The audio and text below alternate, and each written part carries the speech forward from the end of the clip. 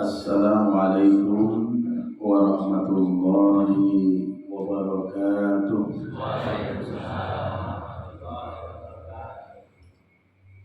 Innal hamdalillah nahmaduhu wa nasta'inuhu wa nastaghfiruh wa na'udzu billahi min shururi anfusina wa sayyiati a'malina. من يهده الله فلا مضل له ومن يضلله فلا هادي له. اللهم صل على محمد وعلى آله وصحبه أجمعين. يا أيها الذين آمنوا اتقوا الله حق تقاته ولا تموتن إلا وأنتم مسلمون. أما بعد فإن أصدق الحديث كتاب الله وخير الهدي هدي محمد صلى الله عليه وسلم وشر الأمور محدثاتها فإن كل محدثة بدعة فإن كل بدعة ضلالة وكل ضلالة في النار. Ma'asyiral muslimin wal muslimat, jamaah salat subuh yang dirahmati Allah Subhanahu wa taala. Kita bersyukur pada Allah kesempatan pada hari ini dapat merefleksikan bahwa kita mengakui seluruh karunia ini merupakan pemberian Allah, dan kita zahirkan dengan mengucapkan alhamdulillah, serta dengan semua karunia itu istitoah ala ta'atillah kita gunakan untuk mentaati Allah Subhanahu wa taala melalui sholat subuh dengan cara berjamaah. Yang Rasulullah sampaikan, man shalla subha bil jamaah faka'annama qama al-lailu kulluh. Barang siapa yang sholat subuh dengan cara berjamaah, seolah-olah dia telah melaksanakan sholat malam, sholat tahajud semalam suntuk. Belum lagi kita sholat subuh, kita tetap duduk di tempat ibadah, kemudian kita sembari berzikir, saling mengingatkan. Ini tentunya Rasulullah memberikan bonus khusus karena lau ka'ajil hajjin tamatin, memberikan bonus khusus, yaitu seolah-olah kita telah melaksanakan ibadah umrah secara sempurna dan sempurna. Salawat beserta salam semoga tetap tercurah kepada Nabiullah Muhammad sallallahu alaihi wasallam. Beliaulah teladan bagi kita dalam semua aspek kehidupannya. Bapak Ibu yang dirahmati Allah, hari ini adalah tanggal 29 Rajab. Bicara Rajab tidak perlu diperdebatkan tanggalnya berapa, karena dulu belum ada kalender dan tidak ada yang mencatat. Tetapi semua ulama sepakat bahwa Rajab adalah peristiwa yang diabadikan oleh Allah Subhanahu wa taala di dalam Al-Qur'an surah Al-Isra ayat yang pertama, yakni peristiwa Isra dan Mi'raj. Namun di dalam ayat pertama surat Al-Isra, surat yang ke-17 itu, Allah hanya membicarakan persoalan Isra. Maka ayat yang dimaksud adalah a'udzubillahi minasyaitonir rajim. Subhanalladzi asra bi'abdihi lailan minal masjidil haram ilal masjidil aqsa alladzi barakna haulahu linuriyahu min ayatina innahu huwas sami'ul basir. Maha suci Allah yang telah memperjalankan hambanya pada malam hari dari Masjidil Haram ke Masjidil Aqsa, yang Allah berkahi di sekelilingnya, dan dengan tujuan agar Allah juga memperlihatkan tanda-tanda kebesarannya. Sesungguhnya Allah Maha melihat lagi Maha mendengar. Bapak Ibu rahimakumullah, ayat ini diawali dari kata subhanalladzi asra. Subhana, Ini menunjukkan bahwa Allah itu maha suci, Allah itu lepas dan terlepas dari segala kekurangan. Sehingganya apapun yang Allah kehendaki tentunya tidak bisa terbantahkan, walaupun dengan 70 profesor duduk bersama membicarakan terkait dengan kekuasaan Allah Subhanahu wa Ta'ala. Hanya di dalam Muhammadiyah, ketika kita bicara kitabul iman, di sana telah diberi batasan bahwa kita ini hanya tafakkaru fi khalqillah wala tafakkaru fi dzatillah. Kita hanya diperintahkan untuk berpikir terkait dengan ciptaan Allah, tanda-tanda kebesaran Allah, bukan berpikir terkait dengan zat Allah Subhanahu wa Ta'ala. Kalau kita berpikir dari Allah, mungkin otak kita langsung jebol itu Pak, kan tidak akan mungkin terlampaui, karena Allah itu maha segalanya. Bapak Ibu rahimakumullah, di dalam redaksi ayat itu asra, Allah itu memperjalankan. Namanya memperjalankan itu berarti ada yang diperjalankan. Waktunya kapan? Lailan, pada malam hari. Lailan itu adalah isim nakirah, yang menunjukkan hanya sebagian, bukan keseluruhan. Yang ingat bahwa ketika kita melihat ayat itu lailan, di situ diteruskan dari mana perjalanannya minal Masjidil Haram ke Masjidil Aqsa. Bapak Ibu rahmatnya Allah Subhanahu wa Ta'ala, tentunya sebelum Allah memperjalankan hambanya bernama Muhammad Sallallahu Alaihi Wasallam, tentunya kita ingat bersama bahwa Rasulullah sebagai Rasul Allah, Muhammad sebagai Rasul Allah, melaksanakan perintah Allah, yaitu menyampaikan risalahnya untuk mendakwahkan tauhid kepada umatnya. Pada saat itu orang yang paling dicintai, yang mendukung totalitas dakwah Rasulullah diambil olehnya, yaitu Khadijah binti Khuwailid. Terjadi pada tahun 10 Hijriah.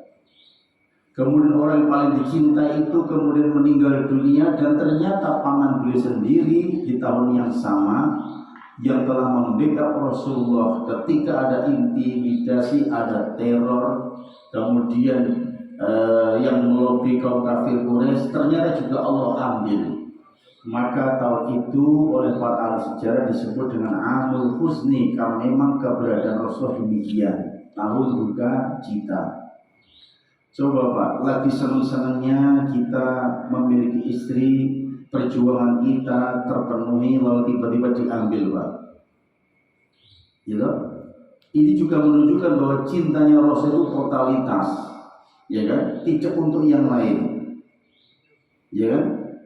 Tapi ada Pak, di antara suami itu ketika istri meninggal itu malah senang. Yes, aku bebas dari cemoohan, omelan, dan apa Pak? Iya. Maka ketika istri yang meninggal, mata sebelah keluar air mata, yang sebelah itu tidak. Yes, ya bisa ganti, ya kan? Nah, tetapi juga ada suami yang memang ketika ditinggalkan istrinya sedihnya luar biasa. Tapi sedihnya suami bisa tidak lama Pak. Biasanya tidak lama. Beda dengan istri, ya kan? Nah, mengapa? Apalagi istri yang masih memiliki anak kecil. Bapak Ibu rahmati Allah Subhanahu wa Ta'ala. Nah, maka oleh Allah kemudian dengan kesedihan itu dihibur sebagai bentuk, kalau bahasa kita, reward, penghargaan atas keistiqomahan beliau. Maka Allah kemudian hibur dengan mengisra mi'rajkan. Ini menunjukkan bahwa setiap kita itu juga hakikatnya tidak bisa lepas dari namanya masalah. Ya enggak Pak? Siapa yang tidak punya masalah pagi ini? Ada Pak? masalah hati, masalah pikir, masalah kesehatan, masalah sosial, masalah finansial, apalagi Pak? Kesehatan, ya. Masalah apa lagi? Keluarga.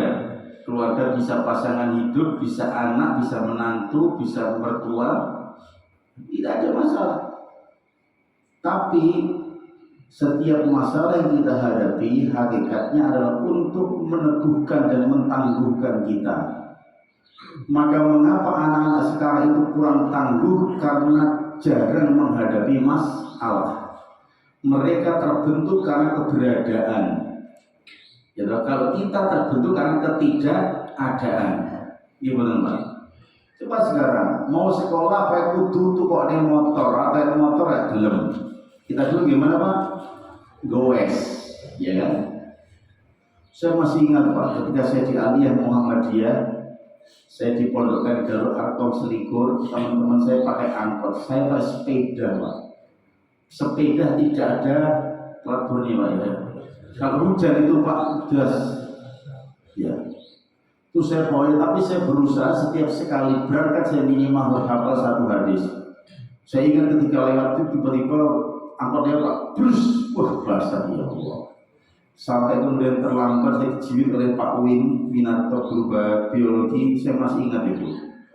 Tapi saya berkata dalam hati saya harus sabar. Tapi saya tidak mau seperti itu terus, nanti pada saatnya saya akan berubah dengan izin Allah Subhanahu wa Ta'ala. Anak sekarang juga lihat minta HP, gak diberi, ngambek, ya kan? Makan apa-apa enak. Kita dulu iwak asinnya dibakar, ya Pak ya. Anak sekarang iwak sampah orang gelem digoreng. Goreng kita itu dibakar gitu. Kita dititili kalau sambal orek. Tapi coba lihat ketangguhannya anak sekarang kena hujan sedikit, ya kan? Kalau kita ya malah mantap kan? Ya. Mereka seperti ya karakter ayam hujan niup. Nah kita kan enggak apa Pak? Mentok kan itu. Gitu. Sanggup ada hujan mantap. Nah Bapak Ibu rahimakumullah. Jadi tetapi dalam Islam setiap masalah yang kita hadapi itu ternyata lebih banyak solusinya. Coba kita lihat surat Al-Insyirah. Di situ inna ma'al usri yusra.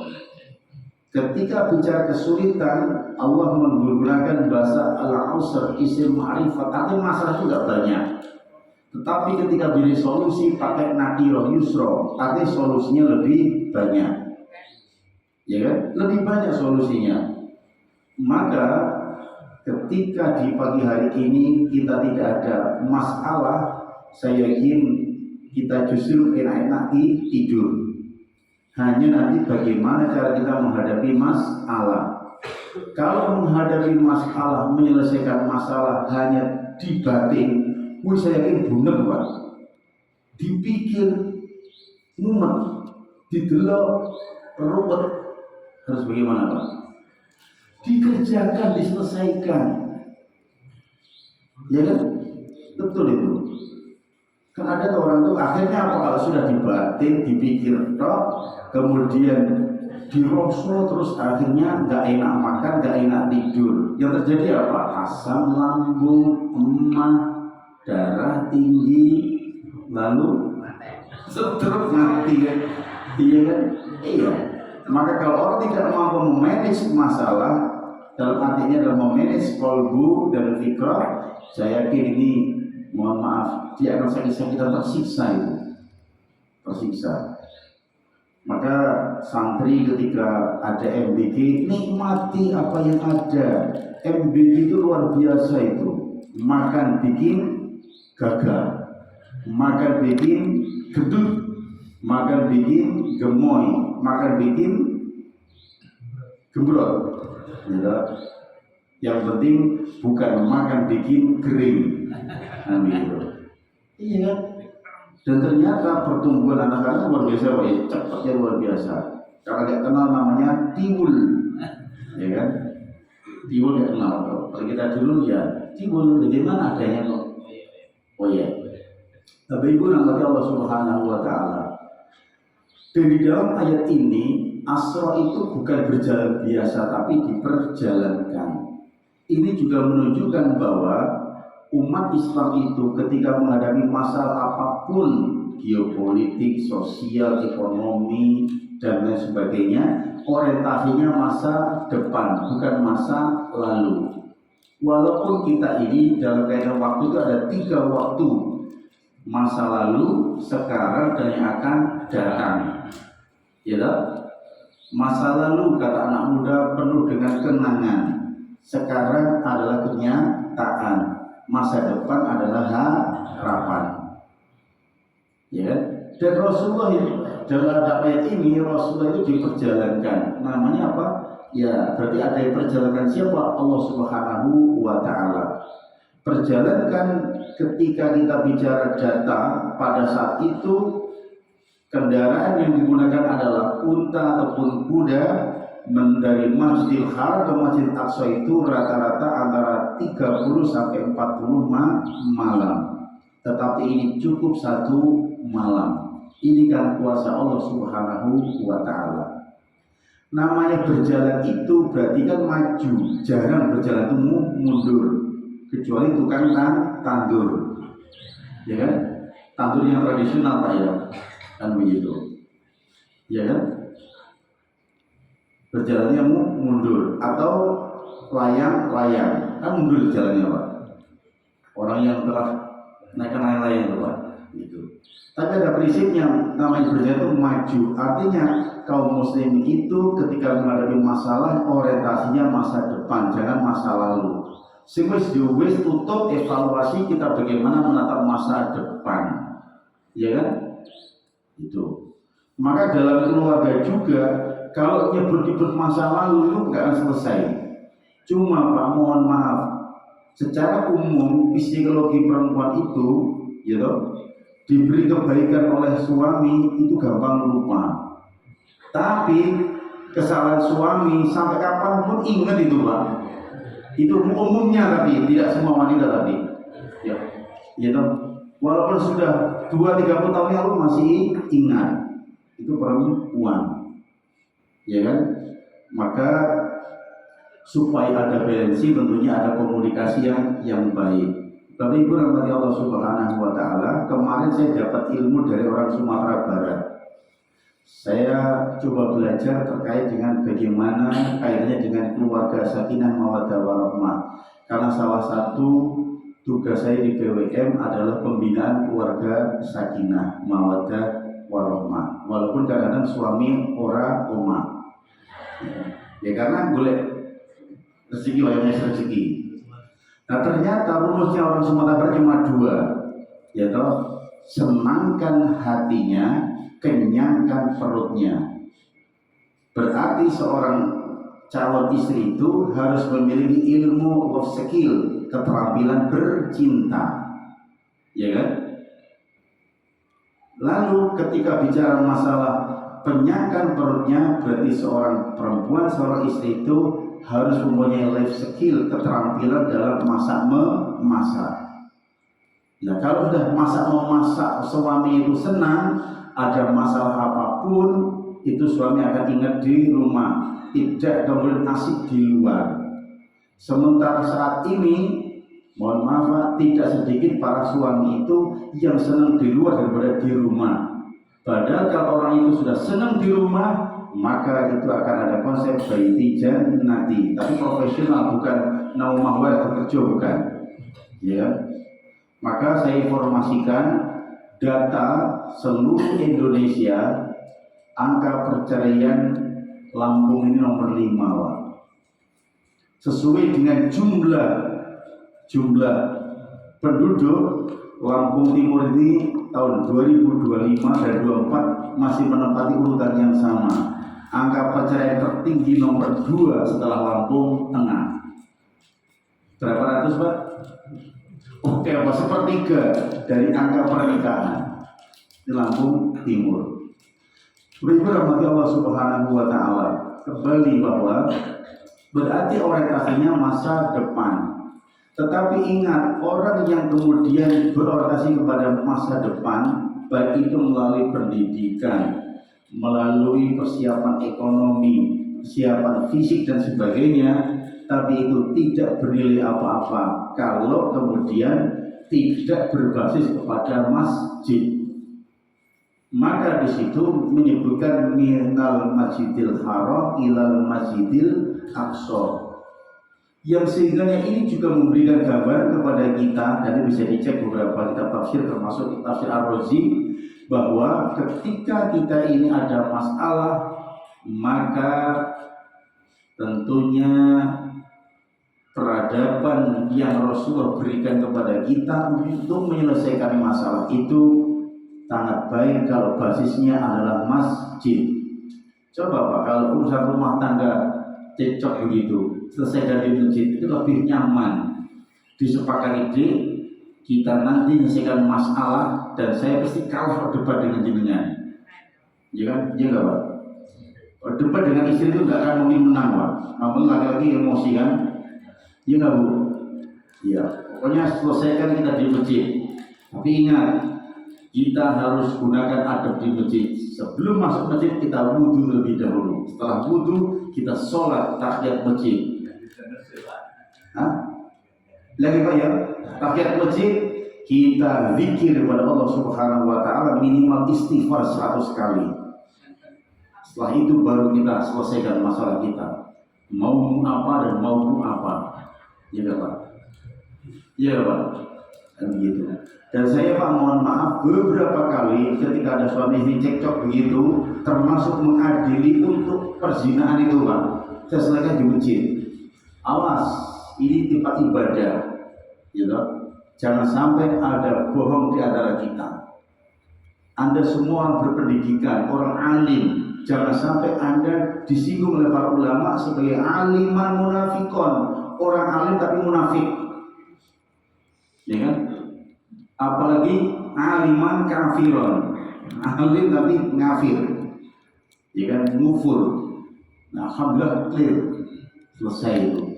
Maka ta'aruf pun saya sering sampaikan, kalau ta'aruf tak temukan di masjid Pak. Ta'aruf itu temukan dulu, gitu. Dia jujur itu, mengungkapkan kelemahan dan kelebihan masing-masing, kemudian apa alasannya kok cocok dengan si A mengkaji dengan si B. Alhamdulillah aman itu Pak, karena basisnya adalah masjid.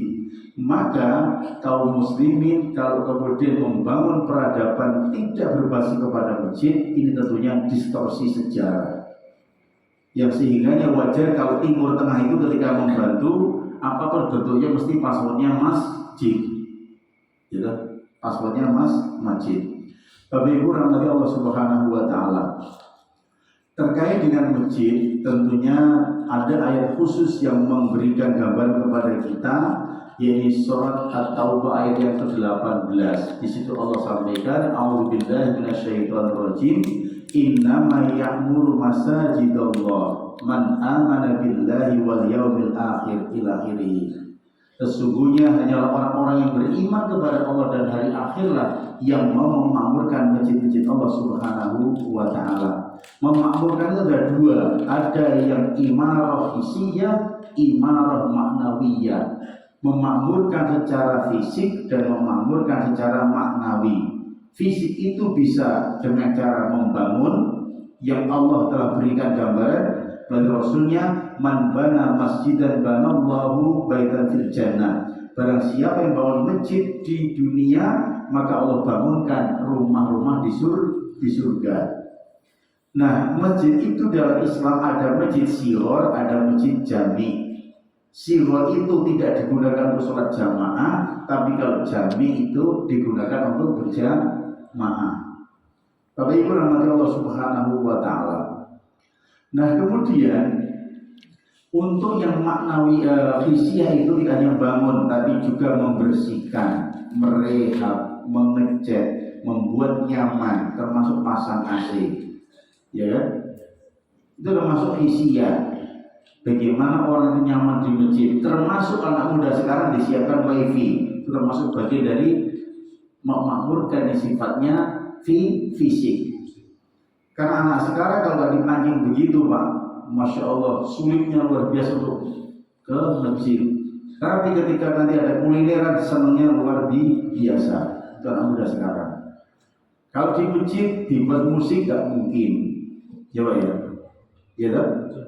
Hancur.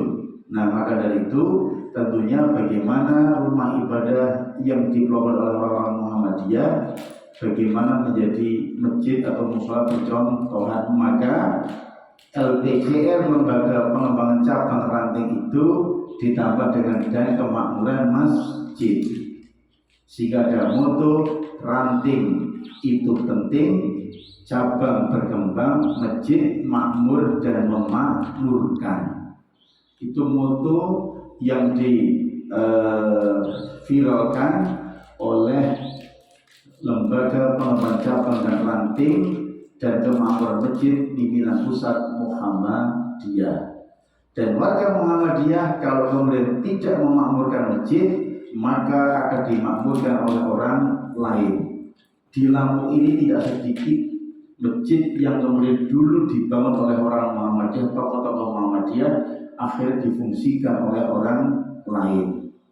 Yang sehingganya bapak-bapak yang masih menyaksikan tentang sejarah itu cuma ngelus dodo, karena tidak ada kader, anak-anak muda tidak mau lagi ke masjid. Saya khawatir nanti kalau nggak segera diatasi, lama-lama ini dijual seperti yang ada di negara-negara maju. Spanyol dan sebagainya. Bapak Ibu rahimakumullah, ada juga memakmurkan secara maknawiyah, yaitu digunakan untuk sholat berjamaah, zikir, kajian, tilawah Al-Quran, muhasabah. Itu adalah memakmurkan secara maknawiyah. Maka hadis-hadis terkait dengan ini bisa nanti Bapak baca di Himpunan Putusan Tafsir Muhammadiyah bab sholat jamaah. Di situ Muhammadiyah luar biasa. Ada bahasa yang menyatakan hafid ala sholawati kal maktubah fi jamaatin. Wajib bagi kalian untuk memelihara sholat kalian itu dengan cara berjamaah fil masjid awil musola, di masjid maupun di musola. Ya, di masjid maupun di musola. Sholat berjamaah. Bahkan saking pentingnya sholat berjamaah, di situ juga diungkapkan beberapa hadis Nabi oleh Muhammadiyah. La sholata li jaril masjid illa fil masjid. Tidak ada sholat bagi tetangga masjid kecuali sholatnya di dalam masjid. Tidak ada sholat itu, para ulama berbeda pendapat. Ada yang menyatakan sholatnya tidak sah walaupun memenuhi rukun dan syarat. Ada yang menyatakan sah tapi la yatimu, sholatnya tidak sempurna. Ya. Ada juga hadis yang menyatakan man sami'an nida falam yatihi fala sholata lahu. Barang siapa yang mendengarkan azan lalu tidak mengindahkannya, maka tidak ada sholat baginya. Illa li'udhrin, kecuali ada udhur. Apa udhurnya? Hujan. Maka di hujan itu tidak ada sholat kewajiban sholat berjamaah di masjid. Sehingganya di bab azan di tarjih itu menyampaikan ketika sebelum ditutup Allahu Akbar ditambah dengan shollu fi buyutikum atau shollu fi rihalikum. Kita cukup sholat di rumah masing-masing. Tetapi bagi orang yang ada di masjid, ya, tetap benar-benar berangkat ingin mendapatkan keutamaan, maka di situ diperkenankan, diberi rukhsah oleh Allah berupa jamak motor. Ketika waktu maghrib salam dilanjutkan dengan iqamah dulu, dilanjutkan dengan sholat isya 4 rakaat. Walaupun nanti ketika salam atau tiba-tiba reda, tidak ada masalah sah, tidak perlu sholat lagi. Bahkan nanti kalau kita pendapat kita rukhsah keringanan, namun menurut Abu Hanifah itu bukan rukhsah, azimah ketetapan. Justru kalau nggak dijamak malah dosa, nggak sah. Nah, Bapak Ibu rahmati Allah Subhanahu wa taala. Jadi udhurnya itu enggak sholat berjamaah di masjid itu karena hujan. Yang kedua, kita sedang bepergian. Yang ketiga, sakit yang menyebabkan kalau kita ini tetap berangkat akan menambah rasa sakit kita atau mengancam jiwa kita. Dan yang keempat uzurnya adalah ada ancaman keselamatan jiwa kita kalau berangkat di sana akan dihadap oleh segerombolan apa, maka di situ masih ada keringanan. Nah, kemudian sampai-sampai orang tidak mau sholat berjamaah di masjid itu, kata Rasulullah, dianggap orang yang memiliki sifat munafik. Inna afdhalas shalah 'alal munafiqin sholatul isya wa sholatis subuh. Sesungguhnya sholat yang paling berat bagi orang munafik adalah isya dan subuh dengan cara berjamaah. Lau ya'lamuna ma fihima, sekiranya mereka mengetahui keutamaan isya dan subuh, atau huma, niscaya mereka akan mendatanginya walau khabwan, sekalipun dengan cara merangkak. Ada sahabat bertanya, ya Rasul, rumah saya jauh dari masjid, izinkan ya Rasul saya untuk pindah rumah agar rumah saya jauh dari masjid, dekat dengan masjid. Kata Rasulullah, semakin rumahnya jauh dari masjid, itu semakin banyak keutamaan yang didapat. Mengapa? Man tawaddu'a fasanal wudu thumma masa ilal masjid faqutwatin tuktabu lahu hasanah wa turfa'u lahu darajat dhahiban wa raji'an. Barang siapa yang menyempurnakan wudunya, artinya sebelum berangkat itu berwudu dulu di rumah, kemudian berangkat menuju masjid, maka setiap langkah itu akan dapat menghapus satu dosanya, akan dapat menambah catatan satu kebaikan, dan menaikkan derajatnya di hadapan Allah Subhanahu wa taala, dhahiban wa rajian, baik ketika berangkat maupun ketika pulang. Tapi rumah yang paling dekat masjid itu saya, Pak. Buka pintu langsung pojok. Ya, 4,5 meter Pak, langsung masjid. Maka ketika hujan enak Pak, lari selesai. Duduk gitu selesai. Gimana? Gak ada rusuh. Rusuhnya paling ketiduran, gitu. Ketiduran kalau pas hujan deras betul, terutama di waktu zuhur ataupun asar udah kecapean, kebablasan, pernah masalahnya Pak. Tapi pun rahmati Allah Subhanahu wa taala. Nah, kemudian berarti ketika seseorang itu ada rasa berat, gitu, ada rasa berat untuk ke masjid, berarti saya khawatir itu ada tanda-tanda kemunafikan. Maka bagi rahimahullah, usahakan bagaimana kita berusaha untuk sholat berjamaah di masjid. Bahkan para sahabat Nabi itu ketika sudah selesai dari sholat berjamaah, sudah zikir, sudah doa, baru mereka saling berjabat tangan. Dan yang mereka baca itu adalah wal asri innal insana lafi khusr. Demi masa sesungguhnya manusia itu dalam kerugian. Illal ladzina amanu wa 'amilus sholihat wa tawassaw bil haqq wa tawassaw bis sabr. Artinya apa?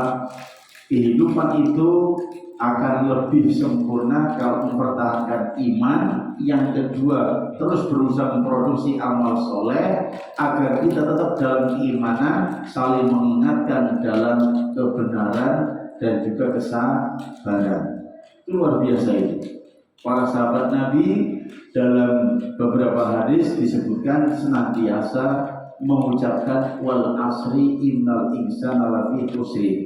Jabat tangan sembari saling mengingatkan. Ya lah, mamanya ada orang, berapa umurnya Pak? 71 tahun, Masya Allah. Kira-kira enak mana Pak? Rasanya umur 17 tahun sama umur 71 tahun. Ya kan? Umur Bapak 61 tahun. Nikmat mana antara 16 tahun sama 61 tahun ini dibalik. Kita Pak? 65. Ada bedanya nggak Pak? 65 sama 56?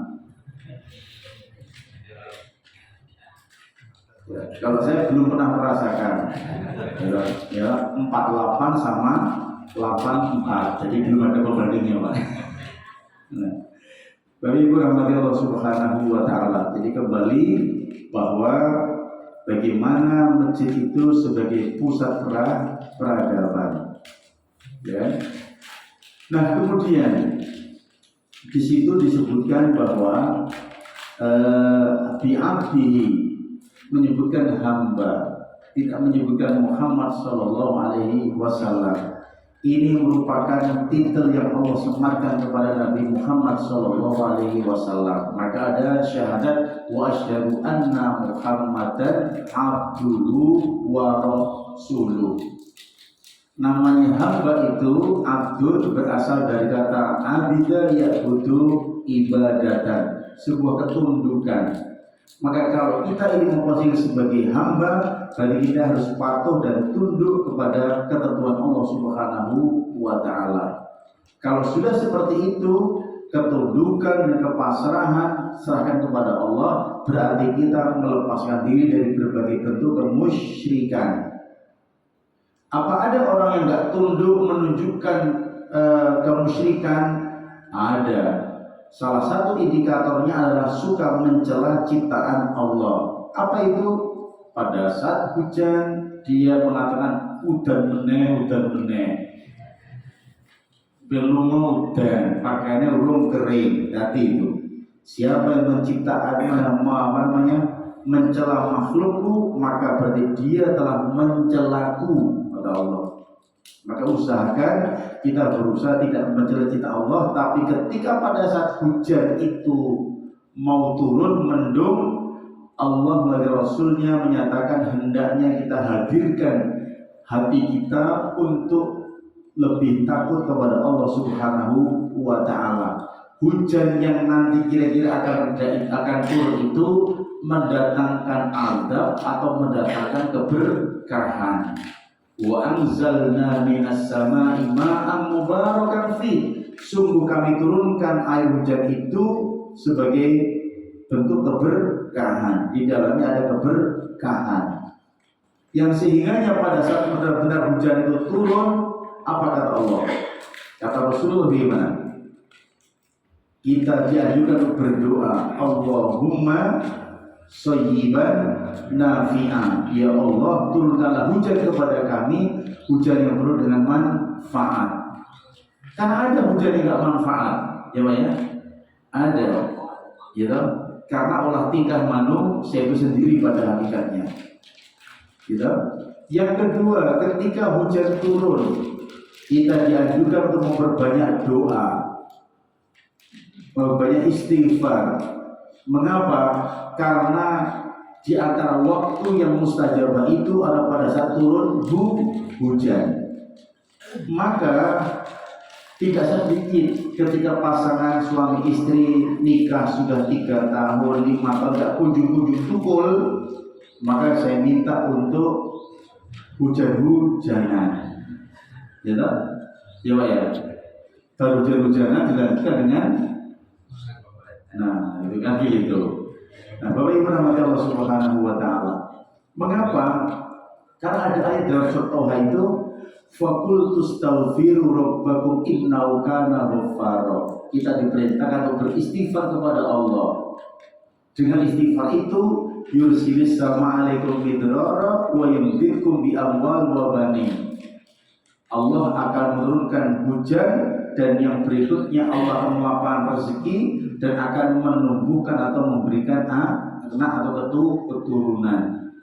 Maka 3 hal ini bisa dijadikan sebagai wasilah ketika ada hujan, hendaknya hujan-hujanan. Bapak Ibu rahmati Subhanahu wa Ta'ala, ketika hujan itu deras, sebagaimana peristiwa pada saat Rasulullah sedang khutbah Jumat, kemudian ada sahabat Nabi, ya Rasul, bahwa hutan-hutan kami, tanaman kami sudah banyak yang kering, lembah-lembah kami sudah tidak ada air, binatang-binatang kami banyak yang kelaparan, banyak yang mati karena tidak ada yang diminum. Lalu ya Rasul, doakanlah kepada kami. Rasul langsung berdoa, kemudian Allah kabulkan. Allahumma aghithna Rabbana anzil alaina minas samai ma'am midrara. Lalu turunlah hujan. Dan dalam 1 pekan itu sering hujan.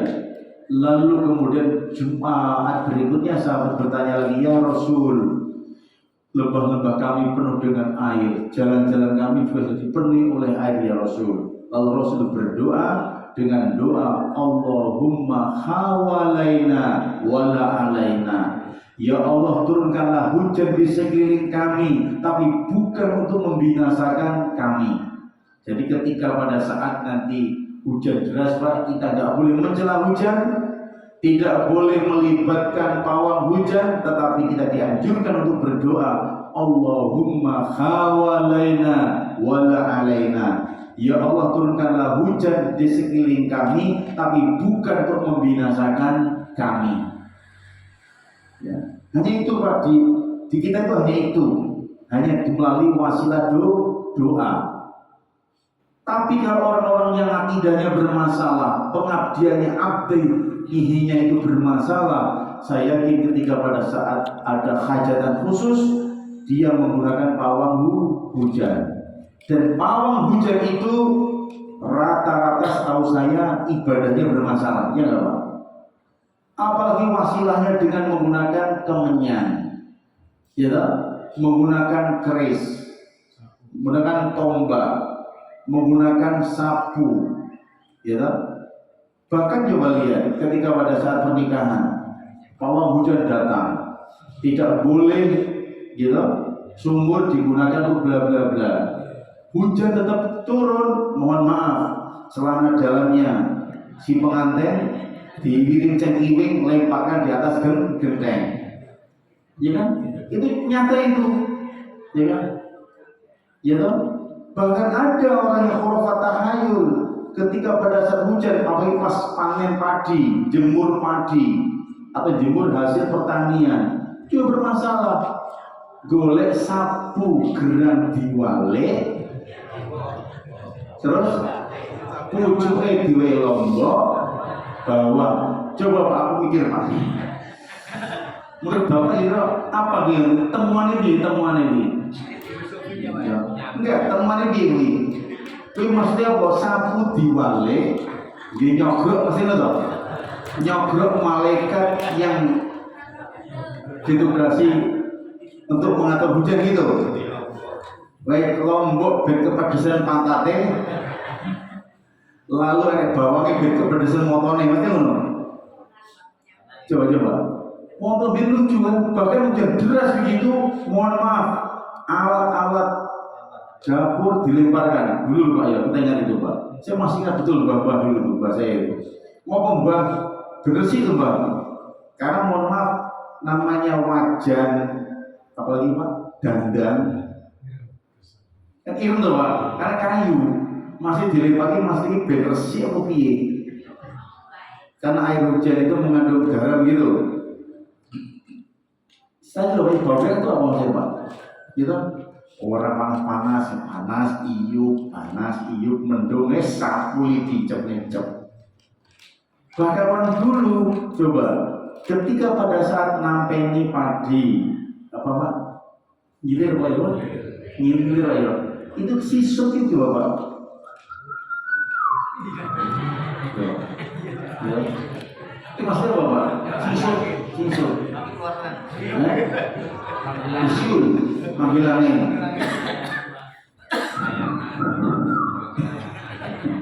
Coba, iya Mas Dew. Nah, kalau dapat ngetok nih angin, bukan aneh kalau kan, mau dirijen. Iya. Ampun jadi. Tapi tadi itu tuh, coba lihat. Jadi kita ada doa Allahumma hawalaina wal alaina. Ketika pada saat disertai dengan angin kencang, ya kan?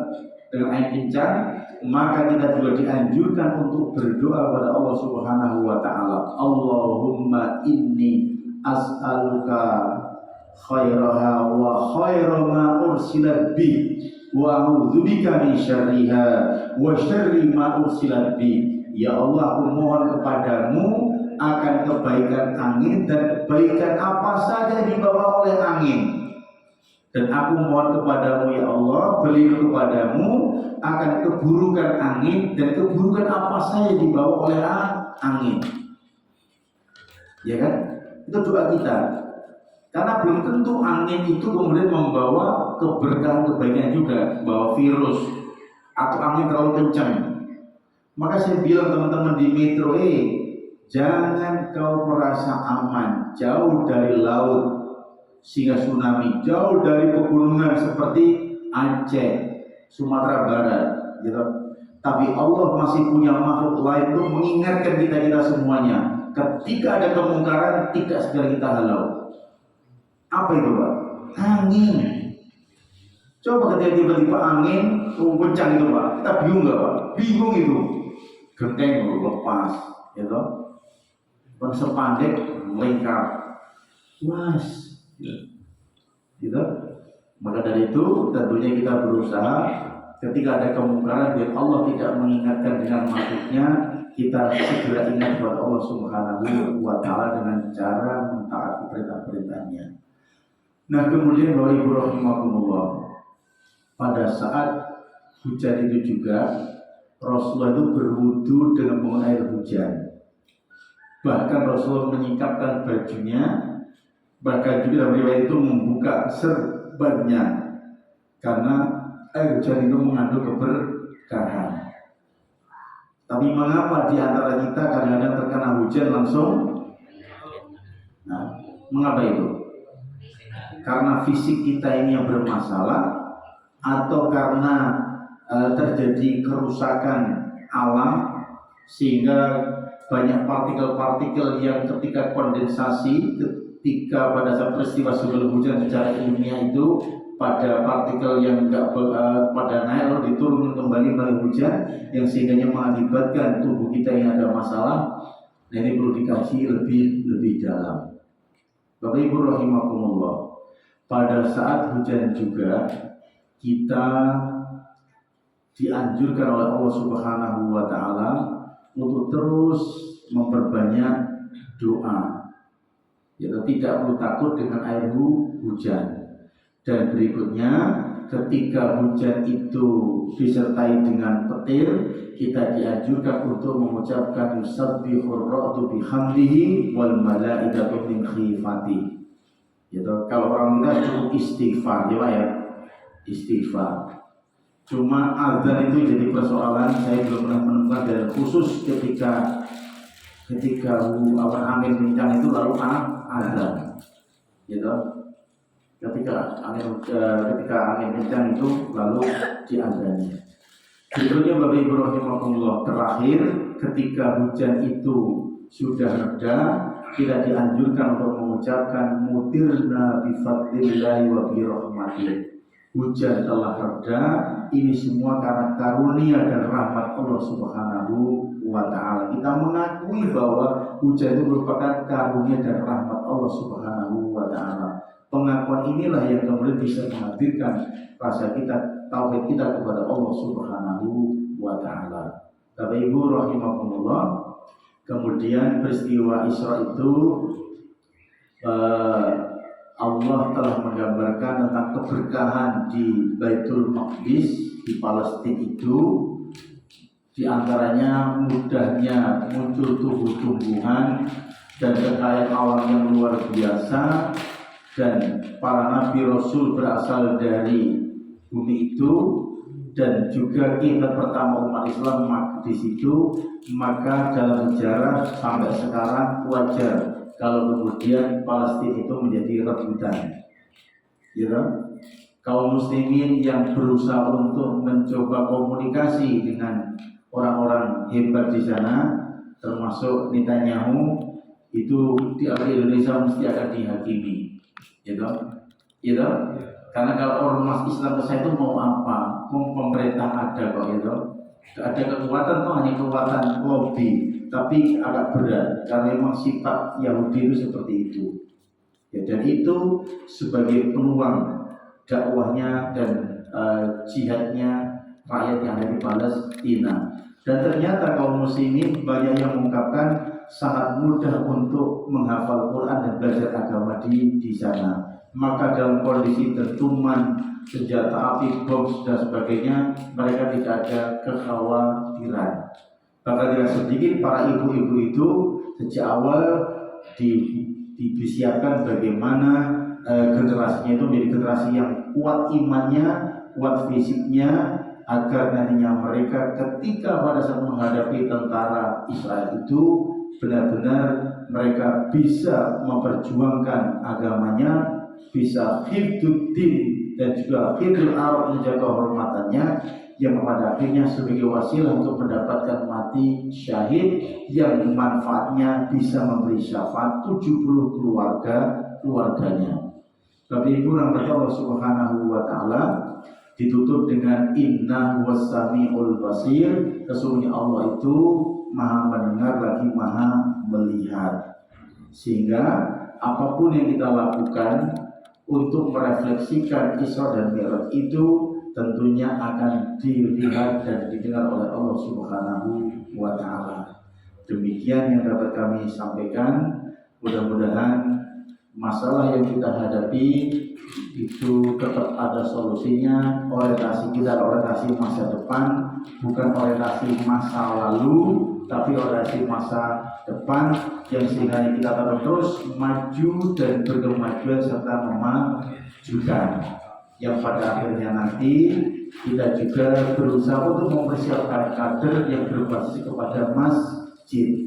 Jangan lupakan masjid, karena azab Allah itu akan Allah turunkan, lalu Allah cabut di antaranya karena kita ini mau memakmurkan masjid dan mau beristighfar. Inilah hammu bil ardi adaban, walakin akan tetapi saya melihat ila umari buyuti, masih ada orang yang memakmurkan masjid-masjidku dan beristighfar kepadaku. Demikian, terima kasih. Hadanallahu ajmain. Subhanakallahumma rabbana wa bihamdika asyhadu an la ilaha illa anta astaghfiruka wa atubu ilaik. Assalamualaikum warahmatullahi wabarakatuh.